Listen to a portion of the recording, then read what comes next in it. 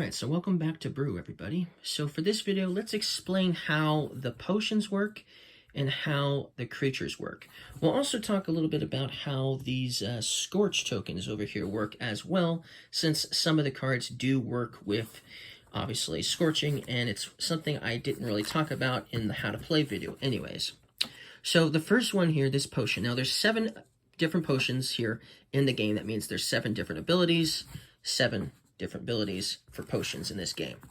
So the first one here is Scorch any forest space.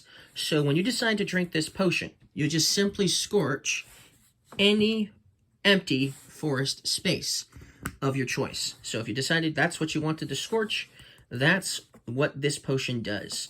It could be helpful to obviously help you control that forest, because whenever you take and put a scorch on that spot, that means no dice whatsoever can be placed there for the rest of the game. So you're definitely making it harder for someone to take a forest. And if you already had one of your dice or both of your dice sitting at this location, then obviously no one could claim it for sure. But if you already had one of your dice there, that would obviously make it so if the other player goes there, he's preventing both of you from getting it, technically. Unless you can move said dice later, of course. But basically, that's what you're going to do with Scorch. With this one, you can return one of your placed forage dice to your dice pool. So what does that mean? Well, it's exactly like that wind dice. So it does the exact same thing this would have done, except you don't need to place this to do this effect. So basically, you can drink this potion to take one of your dice that are sitting on, obviously, this location, on the forest location, or the village location, or something like that. You can return one of your forage dice to your dice pool, basically giving you an extra turn that round. That's what that potion is going to do. Okay, so that's how that one works.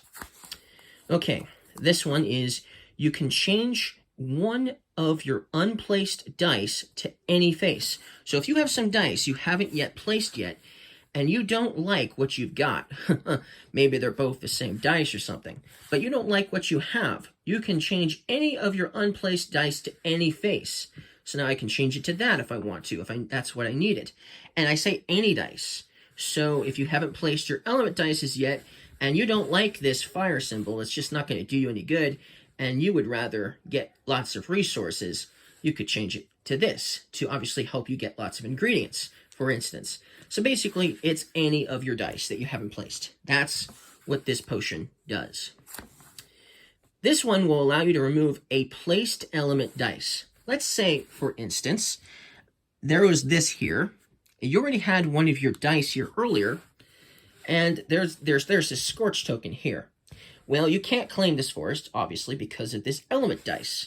So if you decide to drink this potion on your turn, you could drink this potion to remove that element dice. And assuming you had drinking this before your turn, and assuming you had a dice for that exact location, now you could place that there, knowing that you've basically claimed that forest for the end of the turn, unless someone does something similar with an ability that you just did. But still, that's what that's going to do. Okay? Okay, so that's what that potion does. Remove any placed dice. Well, it's the exact same thing as this one, except it can be, obviously, an element dice, or it can be a forage dice. And it can be any element or forage dice, meaning you can remove a forage dice of your opponent's as well. Now, when you remove a dice, it does not return to the dice pool. So you're not giving your opponent any extra turns by removing their dice. Just make sure you know to that. Okay? So that's what that is going to do. This one is going to allow you to swap any 2 placed forage dice with the same symbol.